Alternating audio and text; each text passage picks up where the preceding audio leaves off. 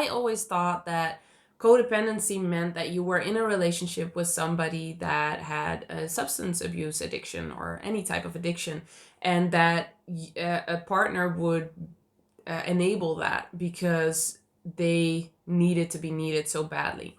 And that is also a form of codependency, but that's definitely not the only way.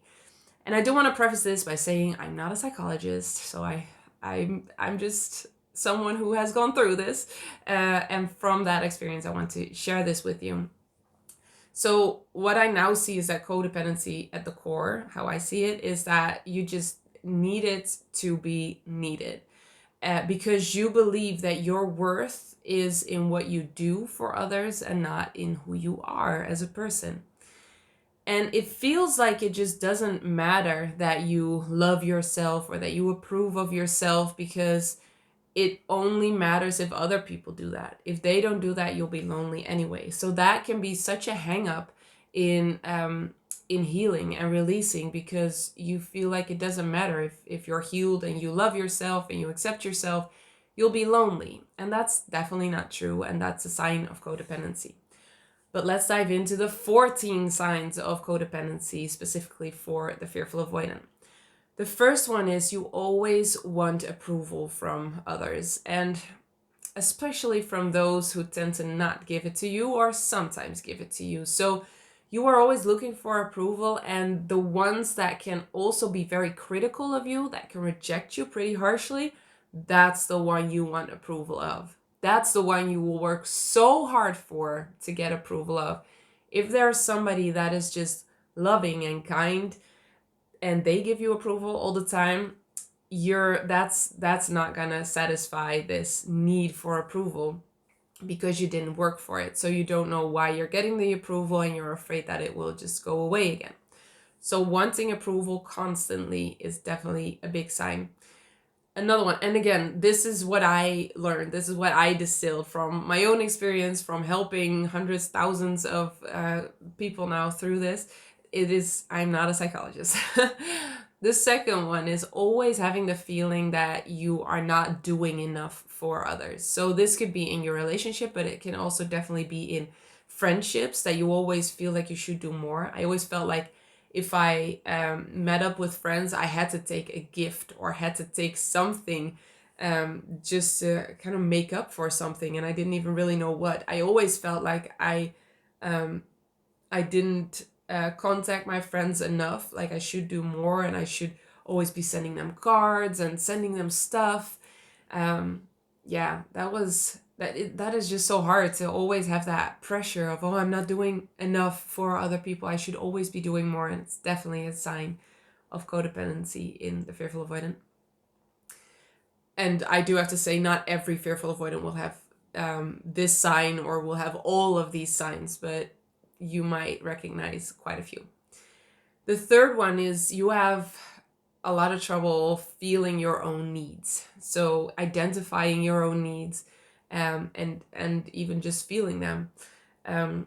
You tend to just suppress all of those needs. And people with an anxious, preoccupied attachment style can definitely have this too. Wanting to be saved or fixed is also a sign of codependency in the fearful avoidant. So you feel very broken. You feel like there's something fundamentally wrong with you, and you might have a kind of fantasy, and this might be subconscious also, that somebody, a relationship, a partner will come and save you and fix you. They will just see right through you. They will tell you exactly what you want to hear, what you need to hear. They will say the right things, they will do the right things, and because of that, you will feel whole and loved at last. And oh, I so wish that it would work this way, that everybody could just find that partner and just completely heal and feel loved. And I'm afraid it doesn't work that way. There definitely is work involved in you. And the shitty thing about this one is, wanting to be saved or fixed, is that you just keep putting the power in the hands of your partner, but also not taking responsibility for your own healing, which just keeps you in a very powerless place, which keeps you feeling so frustrated. And I wish for you that you start to feel better and feel more powerful. And then it's really important to notice this sign of codependency, notice it for what it is, that it is actually a sign of codependency, being dependent on your partner to feel good or to feel happy. While all the while you have that in you, it was in you all along. Another sign is wanting to save or fix others, um, because then you are needed, and also not really believing that other people can do that themselves. So you feel kind of responsible for everyone's pain around you. And this is such a heavy load to carry. So you want to be saved and fixed, and at the same time, you feel like you have to fix everybody around you that is in pain. It will free so much in you. It will give you so much freedom to release putting that responsibility on other people, because that will also teach you that you are not responsible for other people's pain either. They are responsible for their own pain. They are the ones that need to take responsibility to help themselves and fix themselves.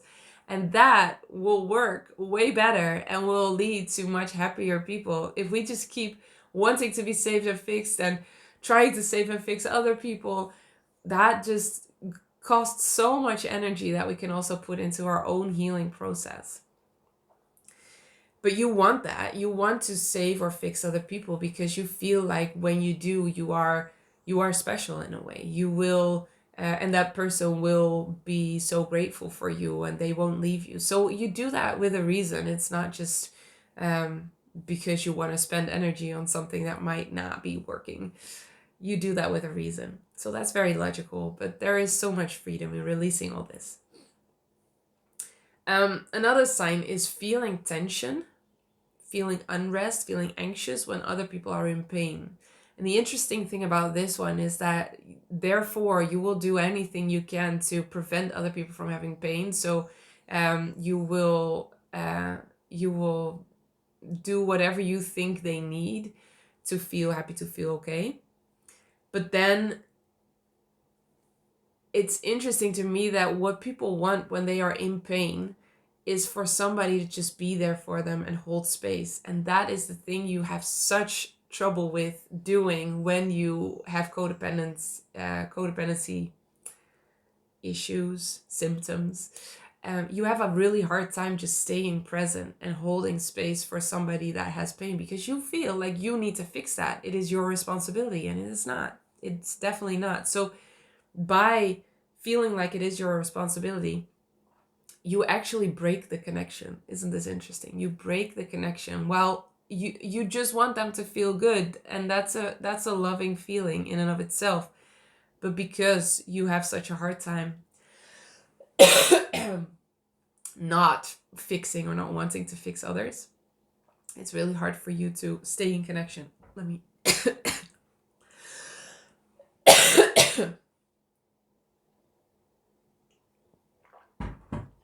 I have a cold. I've lost my voice for several days, but I wanted to film these videos, and I'm hoping I can film a lot more. I do have to cough a lot. All right, next sign is not being able to say no without feeling guilty. So when you have codependency tendencies, you feel like you always have to say yes when somebody asks something of you or when somebody expects something from you. And when you do say no, you feel super guilty. This is not a healthy way to go through life. This is not a healthy way to have relationships. And also, it makes you scared of relationships because if you don't have the power of being able to say no, you feel like everybody has power over your time and over your energy, while in reality, they really do not. Nobody has the right to your time, to your energy, to your attention. You always have the right to say no, whoever it is, whoever they might be, or whatever they think they have a right to. They don't. You can always say no. So this is a sign of codependency tendencies when you have a lot of guilt when you say no because you feel like you have to say yes. Oh, that also just gives so much freedom. I talk about all these things and I remember every single one, having all these things. And I can just tell you that, gosh, being on the other side, it's freedom, and relationships even get better because of it. I'll continue. The next one is making mistakes gives you a feeling of shame, because you are not allowed to hurt others. You are supposed to make everyone happy. So making a mistake will disappoint others, and that is not good. So that makes you feel like a bad person, which triggers shame. So making mistakes not only just feels bad because you failed, and the fear of failure is definitely also a trigger for the fearful avoidant, but it's also that it feels shameful. You feel like you are a bad person when you make mistakes, which is not true. Everybody in the whole world makes mistakes. You are not a bad person at all. Next one is struggling with low self-esteem or low self-worth, just believing that you are worth nothing when you don't do anything, which is also why being tired or not being able to be happy is such a trigger, because you feel like, well, now I can't perform in a way. I can't be valuable to other people. And so you push people away while you feel vulnerable, while you feel weak and tired, because you feel worthless when you don't do anything or when you don't have anything to give. You are worthy. You are so valuable, even if you don't do anything at all. When you're weak, when you're tired, when you're exhausted, you are valuable. When you make mistakes, you are valuable. You are always valuable. The next one is suppressing feelings, and especially anger, because you feel like you all already feel like you have to do so much for other people to get them to approve of you or get them to like you, that when you do something like become angry, which is not socially accepted, that's it. Like you're gonna get abandoned, you're gonna get rejected, and so you suppress so much of your negative feelings because you feel like, I'm not good enough as it is, and let alone when I come with my emotions, with my problems, with my things. I'm just supposed to be perfect and supposed to help everybody and to be there for everybody else. And so you suppress a lot of feelings, which can lead to so many, it's so much tension in your body. It's hard. It's hard to suppress so much of your feelings because it's so much more natural to just allow them to pass through your body. So suppressing them actually takes a lot of energy. The next one is you take a lot of things personally. When somebody doesn't text you back, when somebody looks funny, when somebody isn't looking at you or isn't reacting in the way you thought they were going to react, you take that personally. You think, oh, this is because I'm doing something wrong and I messed up. And you just take everything as you doing it wrong, which is also obviously just a sign of insecurity. But the interesting thing is that this also breaks connection. So people that have codependency tendencies tend to really want connection. They really crave connection, and yet they don't have the capacity to really hold space for that connection. And this is one of the ways in which it's really hard to hold that connection. When you are in connection with somebody, that's pretty intense. It's pretty intense. It's amazing, and it's also intense. So when you are very afraid to make a mistake and you take everything personally, you will be very jumpy in a connection with your partner or with anybody else. When your partner looks funny, when your partner doesn't say the exact thing that they should say in that exact moment, you will reject them or lash out because you just take it personally and you think they are going to reject you. So that makes it really hard to really relax into connection. Another one is, gosh, I'm looking at the Dutch word and I'm completely blanking out on the resentment on the English word. There we go, resentment. It's wrok in Dutch. Funny word. So codependents usually come across as so loving and so kind. I remember trying to be loving and kind and happy and cheery for other people so they wouldn't feel bad. And yet I definitely had a lot of resentment for feeling like my time wasn't mine, my energy wasn't mine. If somebody asked me something, I had to say yes because otherwise they would get mad, and I wasn't supposed to make other people feel anger or mad. And so I felt a lot of resentment doing things that I didn't really want to do, didn't want to do at all, but I did them because I wanted to keep the peace and I didn't want to upset anybody, which are definitely codependent signs. And this resentment, dear one, it's not serving anyone. It's not serving you. It's not serving the people you think you're helping by saying yes to things that you really don't want to do. Because when you do things out of feeling like you have to, you have no choice because otherwise people will get mad, you won't put your heart into it. You won't give your all. You won't bring the quality that you absolutely have when you do the things you love. And this is such a journey for fearful avoidance to start really doing the things you want. It might be that you have such a hard time even feeling what you want and what makes you happy, but that is such a beautiful journey to go on and to start doing more and more of the things you want. And then you'll notice that when you do say yes to things because you want to do them, that's where magic happens. That's where beautiful things happen. That's where you can co-create with other people just beautiful things. But when you keep saying yes out of obligation, out of fear of their reaction, yeah, that's going to be really hard, and you will have a lot of resentment, which also breaks connection. And that is the thing you crave, but you won't get connection by saying yes to things you don't want to do. All right, the next one is wanting approval from others is more important than really taking care of yourself. So this is why a lot of people that have codependent tendencies, and I'm going to say again, the anxious preoccupied attachment style really does also have these tendencies a lot. That's why you always will go past your own boundaries, past your own whatever feels doable for you. So the people that have this tendency just tend to use all their energy on other people instead of taking care of themselves and saying, no, not gonna be able to make it tonight. I'm just gonna have a night in with myself, taking a bath. It will be really hard for you to say things like that. So approval from others is more important than you taking care of yourself. Flip that around. Flip that around, because you are so valuable. So you taking care of you is definitely more important than approval from other people. The last one, intimacy, open communication, and trust are hard. All of them. Because there are core beliefs beneath that you will always be abandoned. You will disappoint other people. You are responsible for other people, and you are not allowed to set boundaries.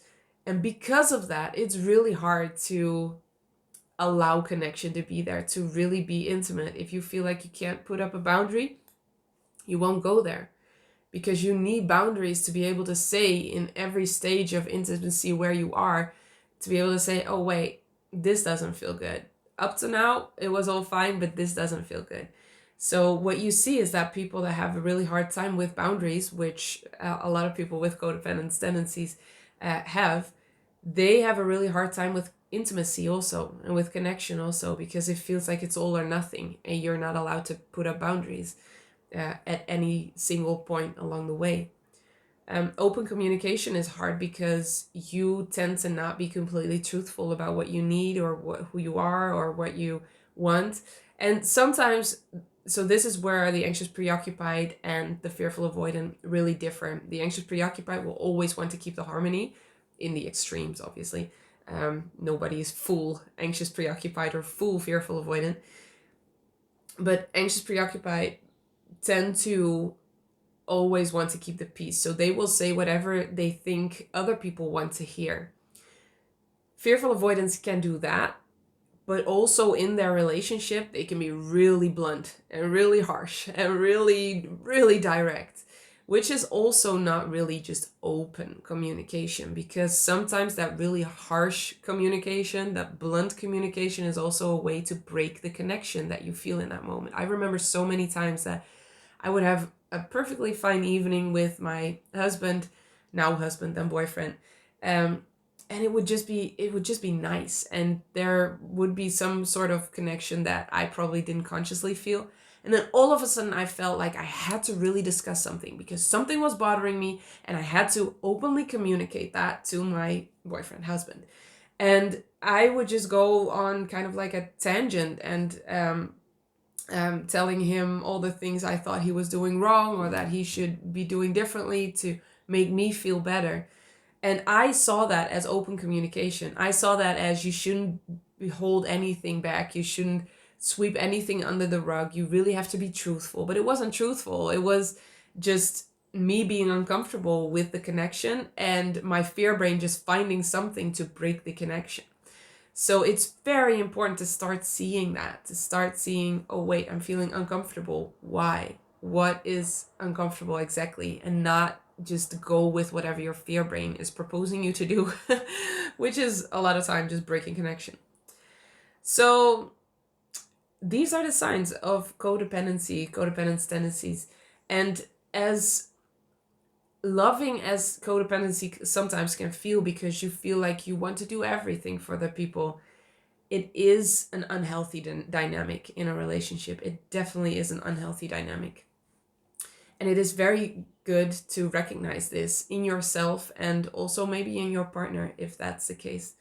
Um, because you deserve to just be able to hold that connection and be able to relax into that. And having codependency tendencies makes that really, really hard.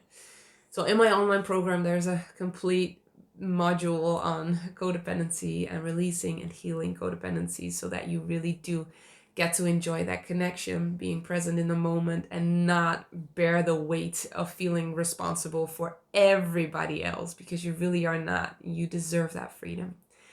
Let me know in the comments below what you think, whether these were new things, whether this was an eye-opener for you and you also had a different view of what codependency was. Let me know in the comments. And as always, I am so happy you are here, and I will see you in the next one.